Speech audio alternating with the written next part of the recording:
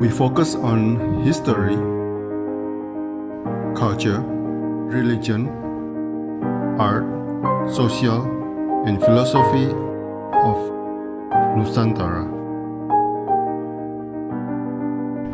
Here, in the presence of Nusantara, we were made to be forgotten about the goodness of ourselves.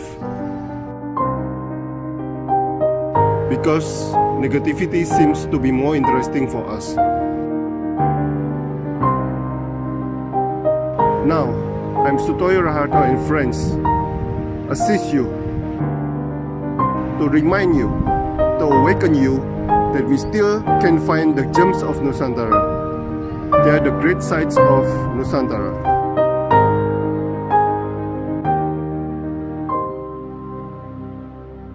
Selamat malam teman-teman, saya Sutoyo Raharto. Saya ingin mengajak kalian untuk mendengarkan kisah-kisah inspiratif dari teman-teman yang ada di seni rupa, terutama Mas Aan yang sedang mengadakan pameran tugas akhir dan juga akan menyelesaikan S1-nya di seni rupa ISI Yogyakarta.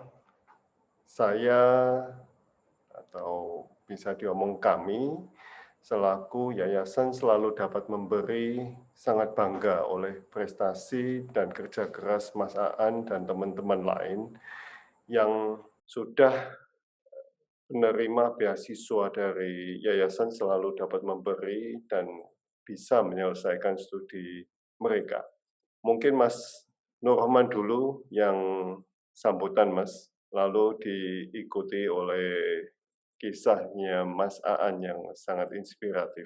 Oke, Assalamualaikum warahmatullahi wabarakatuh. Selamat malam semua teman-teman. Salam hormat buat Bapak Sutoyo, buat teman-teman semua. Saya ucapkan terima kasih karena teman-teman sudah bersedia mengikuti acara yang kami laksanakan atau kami jalankan di SDM sebagai bentuk pengumpulan dana beasiswa.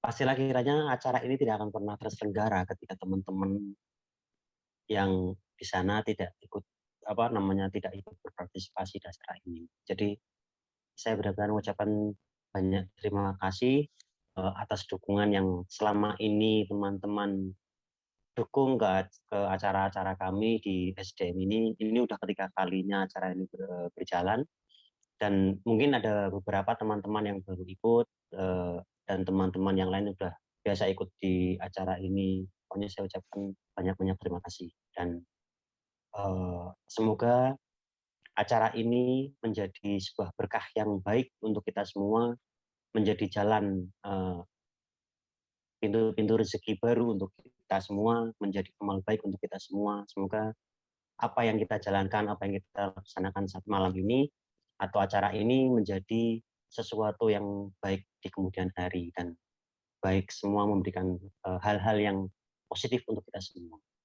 Terima kasih. Mungkin begitu. Terima kasih Mas Nurrohman. Terima kasih. Mas Aan, selamat malam. Malam Pak, ya selamat malam Ya, Pak. selamat malam. Mas Aan bisa ceritakan dari awal sampai sekarang, Mas. Silakan ceritakan sejujur-jujurnya. Apa yang Anda sudah capai dari Sumatera ke Jawa. Silakan. Baik Pak, selamat malam semuanya. Assalamualaikum warahmatullahi wabarakatuh. Salam sejahtera. Om Swastiastu. Baik, saya akan bercerita tentang pengalaman saya dari kecil hingga sampai sekarang. Saya terlahir di Palembang dan bersekolah. Dari kecil saya telah menyukai seni melukis, senang menggambar. Lalu saya masuk ke SMSR Palembang yang sekarang bernama SMK Negeri 7. Nah, dari sana saya berpikiran untuk mengembangkan seni dan mengasah skill yang saya miliki dan berangkat ke Jogja. Sebelum itu banyak rintangan yang saya alami, mulai dari saya bekerja sebagai kuli bangunan dan juga saya pernah menjadi kondektur mobil. Dan waktu itu saya berhasil mengumpulkan dana berangkat ke Yogyakarta. Lalu kemudian saya tidak lulus pada tahun 2013 dan kembali lagi ke Palembang. Kemudian saya bekerja lagi di studio foto pada saat itu yang kebetulan sebagai editor. Dulu saya sempat bingung ingin berkuliah atau tidak. Nah, jadi dari kebingungan itu saya meminta yang terbaik bagaimana untuk kelangsungan saya, apakah menempuh pendidikan atau ke pekerjaan. Jadi saya melamar di suatu perusahaan, ternyata saya tidak diterima dan saya mencoba lagi melamar. Sampai hal yang paling kecil, saya melamar sebagai kuli panggul di pasar dan orang itu pun tidak menerima saya. Mungkin Tuhan berkehendak lain untuk saya sehingga saya berusaha berkuliah ke Jogja dengan cara apapun dan saya hanya dengan modal nekat saya berangkat ke Yogyakarta. Kemudian waktu di Jogja juga saya mengalami banyak sekali kendala, lalu kendala ekonomi, kesulitan. Dulu saya datang hanya membawa barang-barang yang ala ala ada apa seadanya dengan mencari kontrakan yang paling murah, tapi ya bisa dibilang cukup layak lah tempat itu, walaupun harganya murah. Di sana saya mulai menjalani kuliah dengan bersepeda dari kampus ke kosan yang jaraknya cukup jauh. Sampai saya bertemu dengan orang-orang yang baik, orang-orang yang selalu memotivasi saya, selalu memberikan saya support hingga sampai saya di titik ini. Dan saya bisa menyelesaikan pendidikan saya.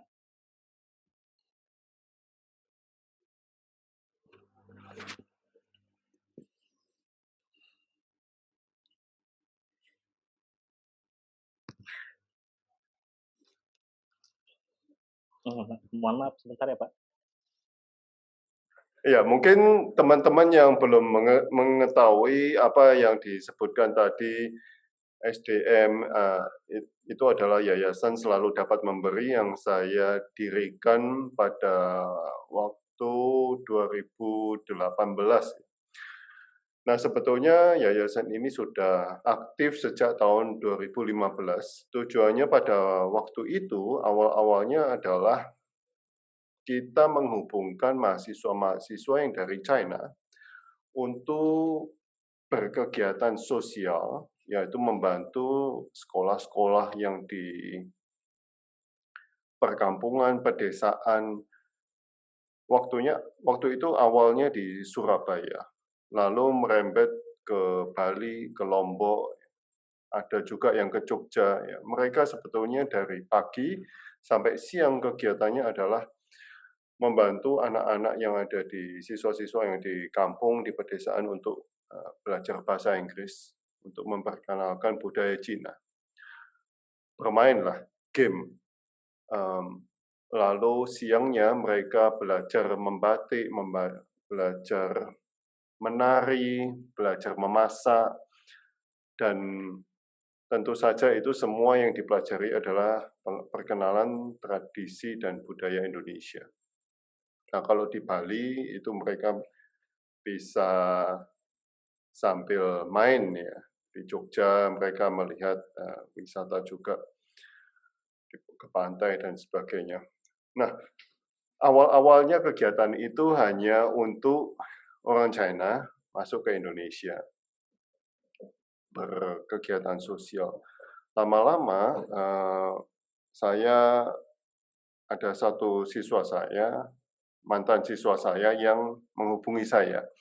Katanya ada seorang mahasiswa yang membutuhkan beasiswa pada waktu itu. Nah, beasiswa itu untuk melanjutkan perkuliahannya karena mahasiswa ini katanya sudah desperado, tidak ada biaya lagi untuk kuliah. Mungkin Mas Nur Rohman bisa ceritakan pengalaman itu, Mas Nur Rohman. Nah, mahasiswa itu yang pertama adalah Mas Nur Rohman yang mendapat beasiswa dari saya. Monggo Mas Nur Rohman. Ya, jadi saya yang pertama menjadi menjadi penyandang beasiswa di Yayasan Selalu Dapat Memberi. Saat itu memang kalau nggak salah itu semester 2, masuk ke semester 2, di mana saya kan berangkat ke Jogja cuma bermodal dengkul. Jadi yang diberikan oleh orang tua saya waktu saya berangkat ke Jogja, awalnya sih berpikirnya karena untuk bekerja ya. Yang menjadi bekal itu saya cuma diberi surat Yasin waktu itu sama mama saya. Ya udah saya berangkat ke Jogja, coba awalnya bekerja sebagai pengajar gambar orang schizophrenia. Cuman karena sudah lama belajar ngajar itu, lama-lama saya kepikiran karena di situ kan terus saya berjumpa dengan beberapa seniman-seniman yang akhirnya di situ saya tahu bahwa ada sekolah seni, ada kampus seni. Awalnya saya nggak pernah tahu karena posisi saya yang mungkin terlalu di perkampungan ya tempat tinggal saya, asal saya. Jadi saya nggak tahu ada pendidikan seni rupa gitu loh, ada pendidikan seni itu nggak tahu. Nah setelah mengajar itu, saya berpikir kalau saya ngajar orang tanpa ada dasar yang jelas, tanpa ada dasar yang benar gitu loh, saya sama aja kayak orang menghayal gitu. Jadi saya berpikir saat itu saya bercita-cita saya harus kuliah agar saya bisa mengajarkan sesuatu dengan dasar yang benar gitu loh. Mengajar menggambar dengan dasar yang benar. Pada akhirnya saya memutuskan untuk kuliah saya di tahun pertama karena waktu itu saya cuma lulus SMP, akhirnya saya eh, mencari sekolah persetaraan di paket C. Itu saya masuk di tahun 2012. Saya masuk 2012 di persetaraan paket C SMA. Saat itu saya masih mampu untuk membiayai karena ada beberapa kegiatan yang saya jalani. Kan itu juga kalau dari pemerintahan kan juga ada beasiswa yang memang itu malah kita dapat bayaran gitu loh ketika sekolah. Nah, ketika sudah masuk di kuliah ini di semester 2, saya sudah hampir putus asa waktu itu karena kegiatan saya ketika di kuliah itu cuman berkarya gitu loh. Selama ini saya cuma bergambar dan sebagainya. Ya salah satunya teman yang saya berjumpa di Pasar Kangen waktu itu, di acara yang pernah saya ikutin, ya acara kayak jualan gitulah, kayak pasar, yaitu yang salah satunya mungkin siswa Pak Sutoyo. Dia yang menghubungkan saya. Jadi awalnya saya bercerita kepada siswanya itu saya bilang, "Mbak, Mbak itu ada nggak sih teman atau saudara atau om yang kiranya suka dengan karya seni, yang mau mengkoleksi karya seni? Saya butuh bantuan untuk kuliah." Gimana. Waktu itu saya dihubungkanlah dengan Bapak Sutoyo ini. Nah, ketika saya dihubungkan dengan Bapak Sutoyo menghubungi saya terus saya tawarkan, "Pak, saya butuh untuk kuliah. Yang saya punya hanyalah sebuah karya. Saya tidak bekerja. Saya tinggal sebatang kara di Jogja dan saya nggak ada saudara. Terus saya hanya cuman karya, tolong bayarkan saya kuliah." Kayak gitu kan. Bayarkan semester ini, saya nggak minta untuk panjang waktu itu. Saya nggak berkepikiran untuk sampai sejauh ini sebenarnya. Awalnya untuk di semester itu gitu kan. Terus silakan Bapak pilih karya saya yang manapun Bapak suka, silakan ambil. Waktu itu saya bilang, silakan ambil 3 buah karya saya share semuanya ke Pak Sutoyo, akhirnya Pak Sutoyo mengambil berapa gitu waktu itu, dan dibayarkan kuliah. Nah, ternyata ritme ini terjadi lagi di semester 3 gitu loh. Di semester 3 itu terjadi lagi, akhirnya saya menawarkan lagi ke Pak Sutoyo, "Pak, mana Pak nih, saya lagi masih butuh juga karya karena butuh dana, saya belum bisa mengumpulkan dana untuk kuliah, untuk makan keseharian, bayar kosan dan sebagainya. ternyata nggak mencukupi nih buat dari kuliah. Ya pada akhirnya saya menawarkan lagi dan Pak Sutoyo di situ ngomong bahwa udah Mas kalau gitu kamu tak bayarin aja sampai selesai. Wah dari situ saya senang banget kan. Eh, di saat-saat yang udah nggak ada harapan lah ibaratnya, yang modal nggak ada sama sekali, dan itu semuanya terjadi itu sungguh ajaib gitu. Dan saya kan belum pernah ketemu waktu itu sama Pak Sutoyo ini gitu kan, yang pada berjalan lama gitu kan. Eh, sudah di beasiswa berkali-kali, pada akhirnya saya dan Pak Sutoyo sepakat untuk menjalankan bahwa beasiswa ini dijalankan untuk teman-teman yang lain gitu. Terus mendirikan yayasan Selalu Dapat Memberi ini, yang saya memang awalnya adalah tukar mahasiswa gitu ya Pak ya. Nah terus sampai akhirnya eh, berjalan beberapa saat, karena di sini saya berpikir bahwa saya sekarang kena dapat beasiswa, saya dibiayai. Seharusnya saya berpikir bahwa saya juga harus bisa membiayai balik gitu loh dengan apa yang saya bisa. Nah, padahal saya mencetuskan ke Pak Sutoyo ini, Pak, gimana kalau teman-teman yang beasiswa di seni rupa, khususnya di kesenian, kita adakan pameran. Nah, biaya dari pameran-pameran itu nanti kita masukkan untuk pemasukan di yayasan, dan yang kemungkinan itu nanti bisa dipakai untuk beasiswa yang lain. Gitu. Alhamdulillah waktu itu kita tahun berapa, tahun 2015 sudah mulai berjalan, diresmikan yayasan tahun berapa itu Pak? Oh, itu Pak 2018 2016 ya. eh 18 ya. 2018 ya, 2018 Surabaya dan semuanya. Nah akhirnya ini berjalan di tahun 2019 awal kita mulai bikin acara ya Pak ya. 2020 ya. Tapi kenapa? 2020 ya.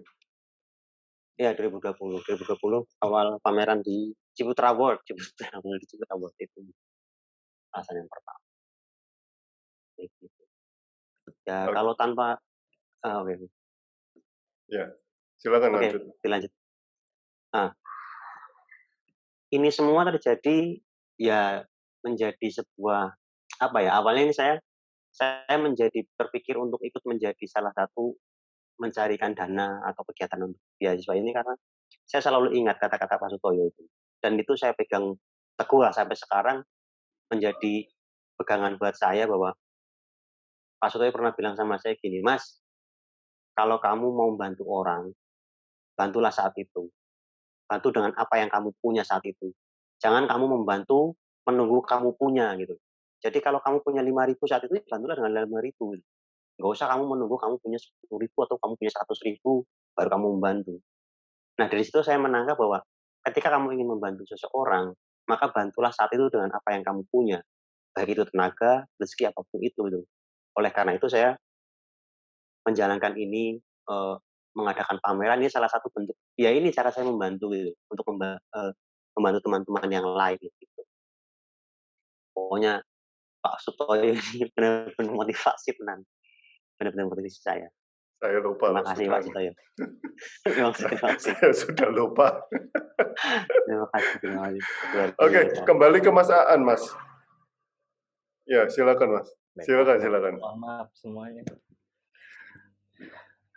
Oke, mengapa kok memilihnya Yogyakarta, bukan isi di Padang atau bagaimana? Silakan Mas. Kalau isi Yogyakarta yang menurut saya bisa lebih secara totalitas untuk menyalurkan bakat dan mengembangkan potensi, Pak. Karena kalau untuk di Padang sendiri itu hanya cuma sebatas keguruan, tidak untuk menjadi seniman. Sebenarnya bisa untuk menjadi seniman, tapi di dalam saya memilih untuk masuk ke kampus isi Yogyakarta karena itu pilihan yang menurut saya tepat bagi saya. Dan di sini di Yogyakarta juga saya mengawali pameran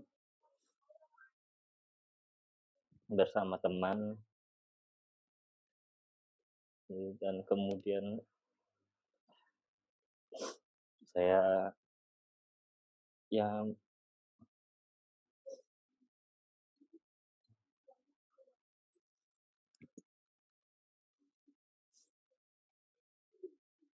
bertemu dengan orang-orang yang baik itu, Pak. Hingga sampai saat ini saya bisa lulus, saya merasa sangat terharu. Mungkin kalau ketika saya memilih memilih Padang, perjalanan hidup saya mungkin akan berbeda, Pak. Inilah mungkin suatu petunjuk Tuhan yang diberikan kepada saya, sehingga saya dapat menyelesaikan pendidikan saya. Terima kasih atas dukungan dari teman-teman semua pada Bapak. Saya juga terima kasih banyak, Pak.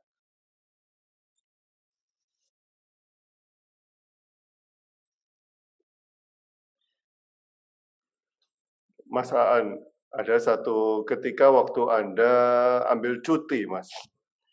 Ya, apa yang perlu Anda lakukan sewaktu cuti dan membutuhkan waktu untuk break dulu dari kuliah?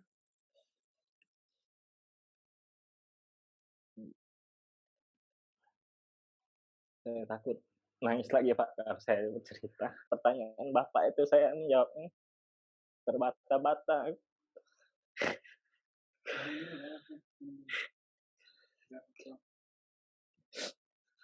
Karena ketika saya jujur untuk cerita, saya takut tidak bisa menahan. Saya tidak kuat, Pak.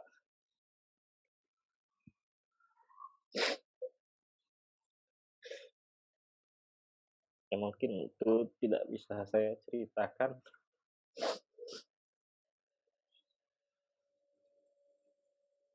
Tapi terima kasih atas support dan dukungan dari Bapak yang memotivasi saya sehingga saya melanjutkan kuliah dan sampai saya selesai. Terima kasih, Pak. Terima kasih teman-teman semuanya.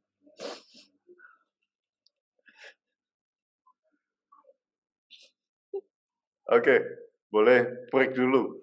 Cikgu Samri, mungkin dari Malaysia mau memberi komentar. Cikgu kan juga seorang guru. Ini ada di Indonesia yang mahasiswa seni rupa yang die hard, yang berani mati untuk kehidupan seni rupa. Silakan Cikgu. Boleh dengar? Boleh, Boleh. siap. Boleh, Okey. boleh. Maaf lah Pak, saya Handphonenya bisa dimiringkan nggak? miring ya? Ya, miring Bentar, aja. Ya, oke. Boleh ya? Oke, bagus banget ini. Okey. Maaf. Okey, sebab mendengar cerita-cerita daripada mahasiswa ni, di Malaysia mungkin tidak berlaku macam tu lah. Jadi agak bagi saya orang Malaysia agak macam 2 kali saya mengikuti, sebelum ni pun saya ikuti. Bagi kami agak macam satu cerita yang kemungkinan di sini tidak ada, tapi ini adalah maknanya satu perjuangan yang sangat hebat untuk menjadi seorang seniman, jadi seorang manusia yang bagus kan Benda ini memerlukan satu ujian yang besar. Jadi anggap itu sebagai satu cabaran untuk kita membentuk diri kita menjadi pemimpin, menjadi orang yang lebih ada rasa mana itu? Lebih perasa. Lebih Sensitivitas. perasa. Sensitivitas ya, sensitiviti. Okey, aktivitasnya lebihlah kepada alam, pada pencerahannya. Nanti mungkin insya-Allah mungkin diberi rezeki yang lebih oleh Tuhan nanti, membantu pula kepada yang kekurangan itu, Jadi sebenarnya cerita macam ni kalau diceritakan kepada orang Malaysia, mungkin orang Malaysia pun agak terbata-bata juga kan.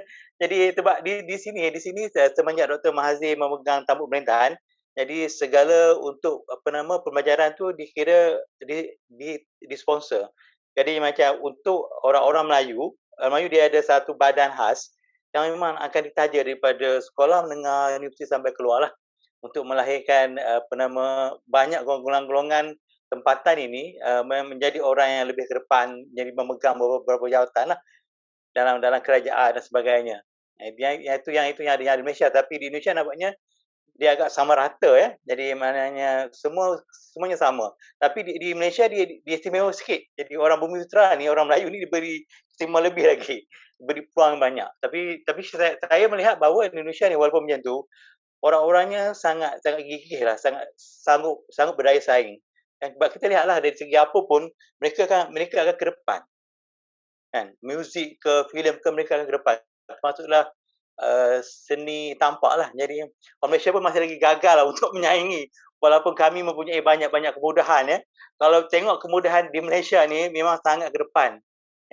Tapi untuk mengisinya tu mungkin agak kurang sikit lah. Mungkin kerana barangkali tidak didedah dengan cabaran yang semacam mahasiswa hadapi sekarang lah. Jadi bila kita ada banyak cabaran, kita akan lebih die hard, lebih berani mati, ya, kita akan lebih bersungguh-sungguh, dan kita akan nampak macam peluang, macam-macam cara untuk mengatasinya, kan?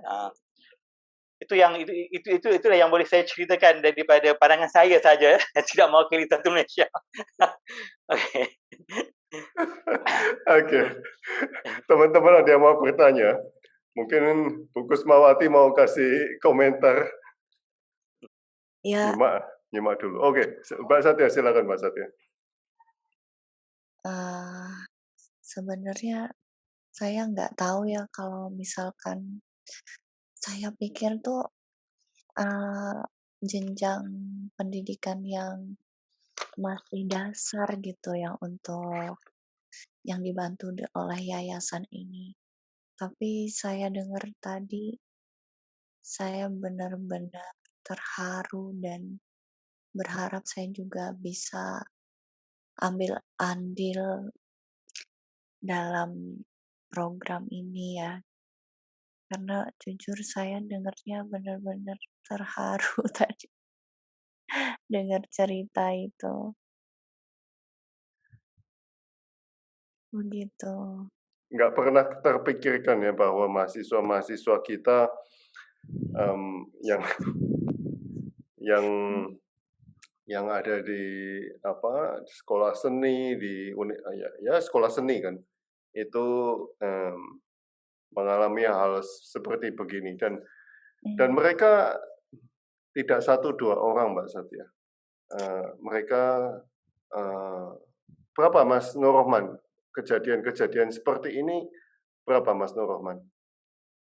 Yang putus kuliah begitu. Silakan Mas Nur Rohman. Kalau di sendiri sekolah seni itu banyak ya sebenarnya kalau dilihat yang putus sekolah. Putusnya itu bukan karena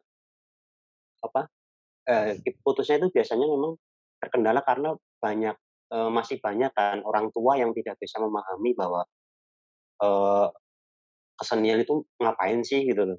Lulusnya mau jadi apa sih kan gitu. Banyak yang nggak setuju di bidang itu gitu loh. Nah, teman-teman yang memutuskan untuk menjadi sekolah seni itu sudah dari awal mereka sudah memutuskan dirinya bahwa oke, saya berjuang, saya mau jadi seniman, apapun yang saya dapatkan, apapun yang saya temui di depan, saya akan berjalan gitu loh. Dan biasanya setelah itu orang tua sudah nggak ikut campur, Pak.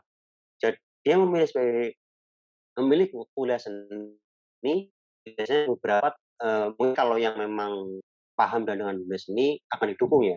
Tapi kan di Indonesia sendiri mungkin orang-orang daerah kan tidak paham dengan kesenian itu apa. Dan biasanya mereka terus memutus pendanaan. Jadi udah bergerak sendiri. Itu seolah-olah Kalau menjadi jalan untuk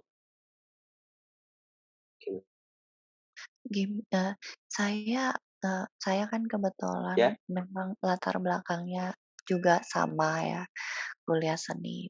Dan di IKJ itu juga banyak mahasiswa-mahasiswa yang miskin gitu. Tapi bagusnya di sana mereka bisa kerja sampingan ikut senior-senior gitu. Jadi bayanganku tuh isi yang di Jogja atau Solo juga lingkungannya sama seperti itu, bayanganku gitu. Jadi mereka bisa survive gitu.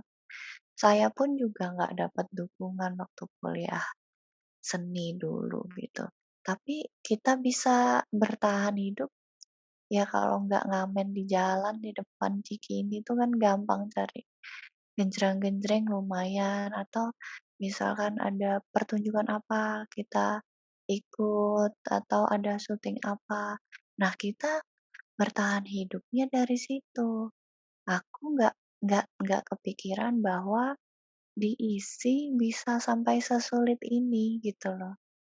Aku pikir ada peluang-peluang untuk cari sampingan seperti di tempatku gitu loh, Mas. Kalau Halo? sebenarnya sih sama ya di Jogja juga ya, Heeh, halo Mbak heeh, Setia. ya, Di Jogja sendiri sebenarnya sama, untuk mencari ya kita juga sudah bekerja dengan sampingan-sampingan itu, Mbak. Tapi kan untuk, penghasilannya itu tidak kalau dibandingkan dengan Jakarta sangat jauh ya. Di Jakarta mungkin sedikit-sedikit pasti bisa mendapatkan uang gitu. Kalau di Jogja sendiri sekarang, eee, di Jogja itu hampir kalau ngomongin tentang seniman itu hampir mayoritasnya kan semua seniman. Ya kita biasanya ikut, untuk sampingannya itu bantu teman-teman pameran, bantu teman-teman untuk apa, eee, kalau ada acara pameran kita bantu display dan sebagainya. Nah, kegiatan ini pun banyak juga yang melakukan hal seperti itu gitu loh. Jadi, di sini ada persaingan itu. Nah, mungkin ada uang, tapi hasil masuknya itu kan tidak yang bisa kita takar. Nah, untuk biaya kayak Mas Aan ini. Mas Aan ini dia dari Palembang, dia ke Jogja.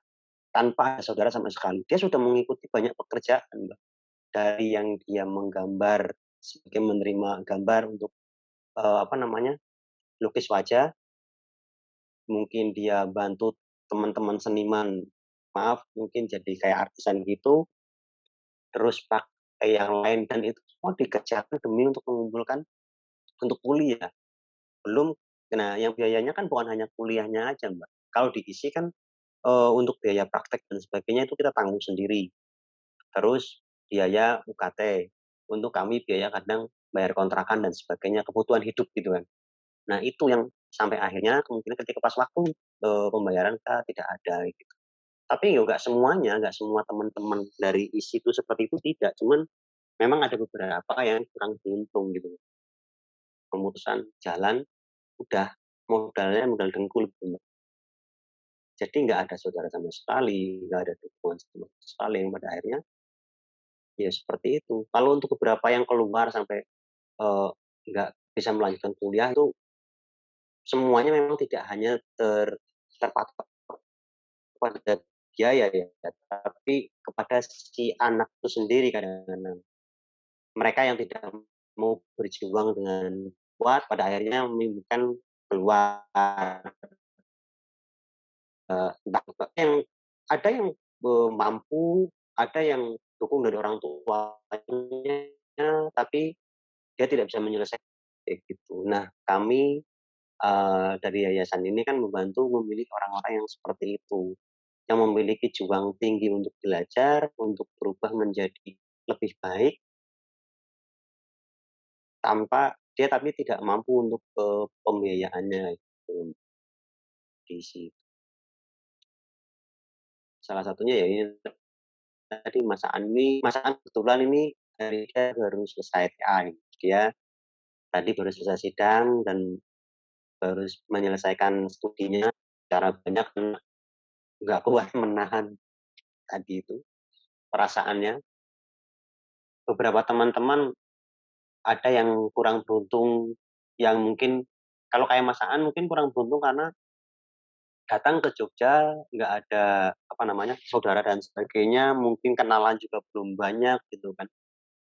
Kalau saya datang ke Jogja, mungkin saya bisa untuk membiayai kayak kontrakan dan sebagainya, walaupun saya sebatang kara di Jogja, karena saya di Jogja sudah lumayan lama dulu sebelum masuk ke seni gitu loh. Ya ada beberapa teman-teman, ya kegiatannya sama, hampir sama seperti teman-teman yang lain gitu. ya bantu display apa dan sebagainya gitu, seperti Mas An juga itu berjalan. Cuman ya kembali lagi bahwa penghasilan itu kan tidak bisa nggak bisa tetap gitu ya, nggak seperti orang kerja bulanan yang bisa kita atur gitu loh.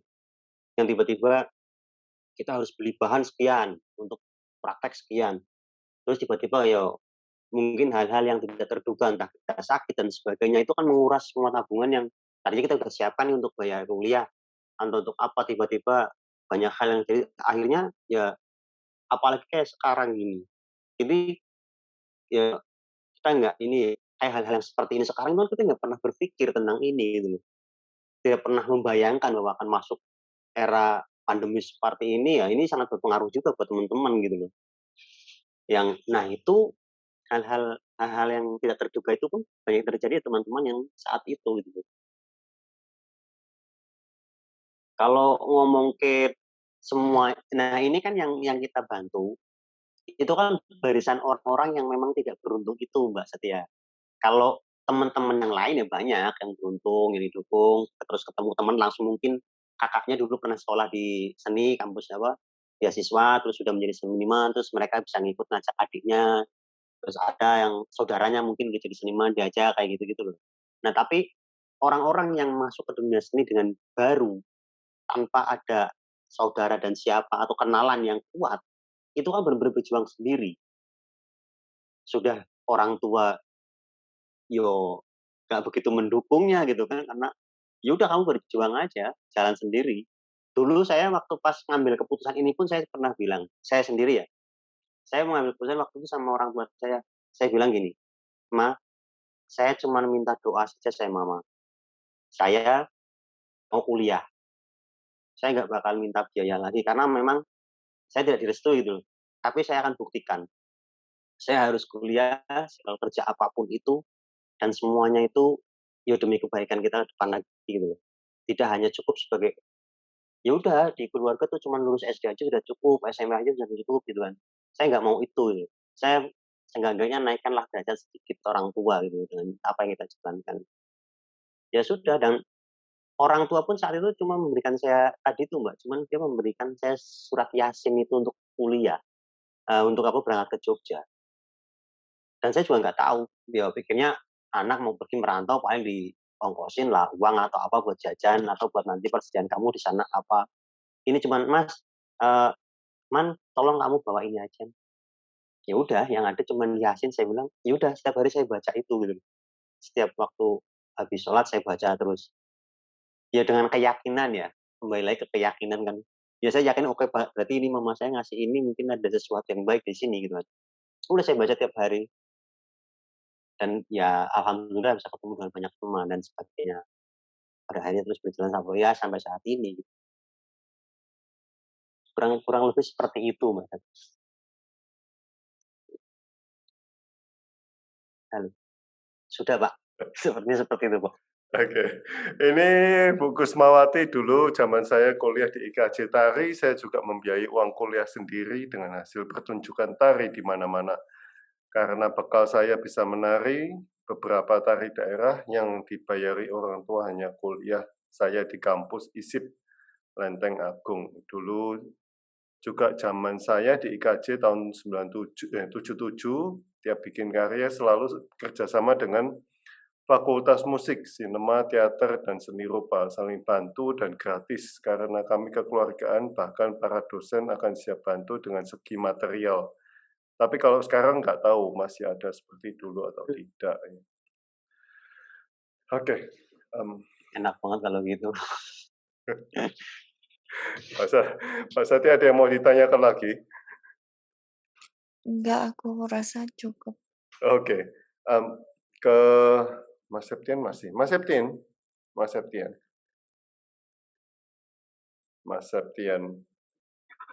Iya, Pak. Ya. Waduh, signalnya jelek ya. Pak. Signalnya jelek, ramai sekali, Mas. Oke.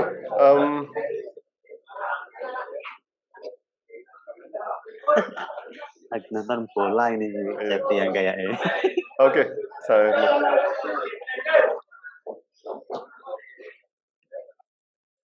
Oke, teman-teman mungkin ini suatu sharing, suatu sharing yang bermanfaat. Mengapa kok kita mengadakan pameran lukisan yang online, yang rutin, karena teman-teman ini pernah mengatakan kepada saya, Pak, walaupun lukisan saya laku, entah sekarang atau nanti-nanti, sebagian hasil lukisan itu akan saya kembalikan ke yayasan untuk membiayai adik-adik atau teman-teman lain yang membutuhkan, Pak. Ini yang saya rasa sangat inspiring, dan ini sudah dilakukan oleh mereka. Oleh sebab itu, beberapa yang ikut pameran itu sudah otomatis mereka mengembalikan sebagian hasil penjualan itu kepada beasiswa lagi, supaya yang mendapat beasiswa lebih banyak. Itu kira-kira teman-teman yang ada di sini. Nah, tahun ini kita kehadiran juga beberapa seniman dari Bali, dari Jogja, dari Sumatera, Palembang rasanya, atau Lampung, dan juga Cikgu ini dari Malaysia juga ikut untuk berpartisipasi dalam kegiatan sosial ini. Begitu. Terima kasih Mas Aan, terima kasih Mas Prima, Bu Satya, Mas Nur Rohman, Mas Septian, Mas Catur, Bu Nona, Bu Kusmawati. Terima kasih atas partisipasinya malam ini. Kita ketemu lagi besok. Terima kasih, selamat malam. Terima kasih semuanya. Sukses untuk pamerannya. Selamat malam, Pak. Malam. Oke, boleh live. Terima kasih Bu Kusmawati.